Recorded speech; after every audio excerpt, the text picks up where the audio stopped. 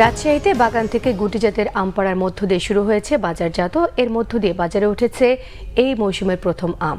তবে ভালো মানের জাত গোপালভোগ পাড়া শুরু হবে আগামী 25 তারিখের পর থেকে। বুধবার ভোর থেকে রাজশাহীর আম চাষিরা বাগান থেকে আম পাড়া শুরু করেন। তবে গুটি আম এখনো ভালোভাবে পরিপক্ক না হওয়ায় সব বাগানে পাড়া এখনো শুরু হয়নি।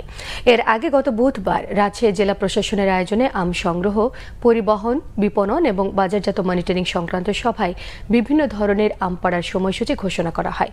2023-24 অর্থ বছরে রাজশাহী জেলায় আমের সম্ভাব্য উৎপাদন 2,60,315 টন। এবছর আমের আবাদ হয়েছে 19,602 হেক্টর জমিতে, যার গড় ফলন ধরা হয়েছে 13.28 টন।